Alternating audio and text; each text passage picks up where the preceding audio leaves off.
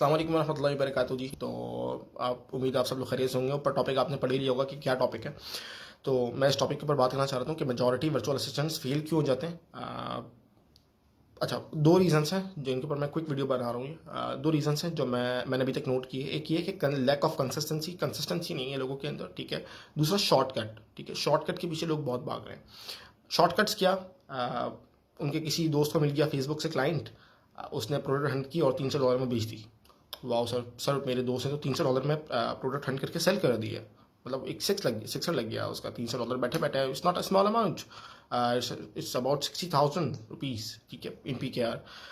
तो बहुत सारे लोगों की ये महीने की और बहुत सारे लोगों की 2-2 महीने की सैलरीज होती हैं। ये 60,000 जो उसने एक झटके में कमा ली सिक्सर। अब वो एक सिक्सर जो उसने मार दिया है वो एक्सपेक्ट ये करके बैठा हुआ है कि मैं आगे भी मजीद ये सिक्सर मारता रहूँगा मारता रहूँगा मारता रहूँगा। भाई वो एक सिक्सर एक दफ़ा आपको लग गया तो अच्छा होगा क्या। अभी आप है ना, रुके मैं आपको बताता हूँ। वो अपने एक और दोस्त को बताएगा, सर वो मैंने प्रोडक्ट हंट किया था और यार मैंने एक प्रोडक्ट हंट किया था और $300 में बेच दिया।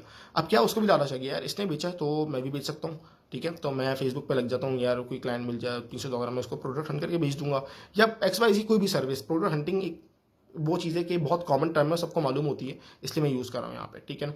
तो हुआ क्या, उस बेचारे ने एक दफ़ा बेच दी। अब ये भी उसी चक्कर में पड़ गया कि यार $300 में मैं भी कोई हंटिंग कर दूंगा या कोई और काम में $300 में, या इस तरह के छोटे मोटे प्रोजेक्ट मुझे फेसबुक से मिल जाएंगे जो मैं करता रहूँगा अच्छे अमाउंट्स में, ठीक है। तो अच्छा, मुझे एक चीज़ यहाँ पे उस वर्चुअल असिस्टेंट से जिसने $300 में प्रोडक्ट हंट करके बेचा था, उससे दोबारा जाके पूछें कि पिछले 1.5 महीने में या उसके बाद अगले 2-3 महीनों में उसको दोबारा क्लाइंट मिला।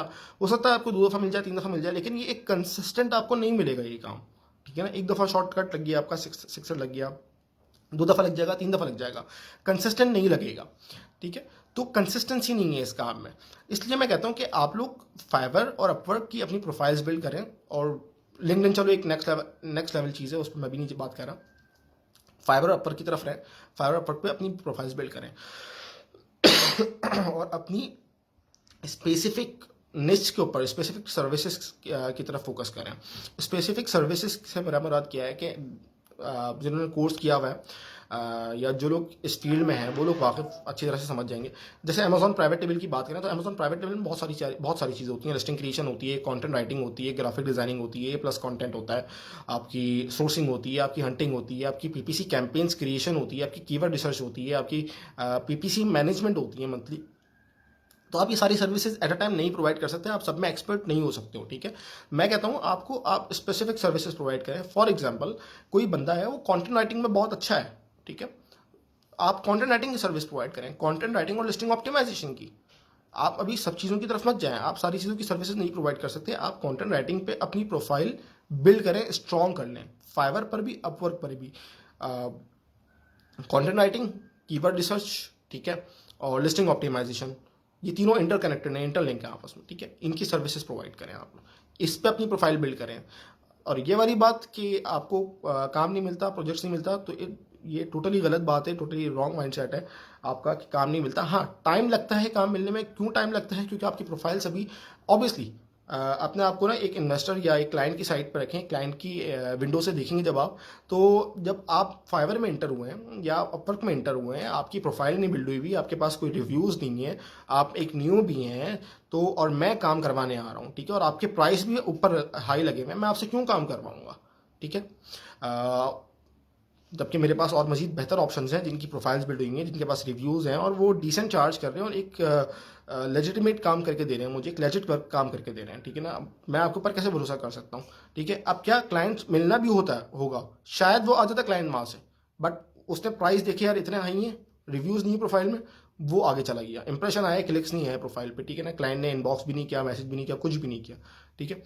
तो बी रियलिस्टिक, जब मार्केट में काम कर रहे हो तो अपनी जो प्राइसेस रख रहे हैं, ठीक है ना, मार्केट रिसर्च करके अपनी प्राइस अपने कॉम्पिटिटर से इनिशियली कम रखें। लेटर ऑन जब आपकी प्रोफाइल्स बिल्ड हो जाए तो अपनी प्राइसेस दोबारा इंक्रीज कर देगा।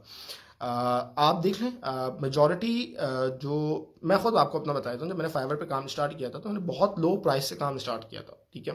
बट लेटर ऑन मैं वो अपनी सर्विस चार्जेस में अपने पैसे जो है वो बढ़ाता गया बढ़ाता गया बढ़ाता गया, ठीक है।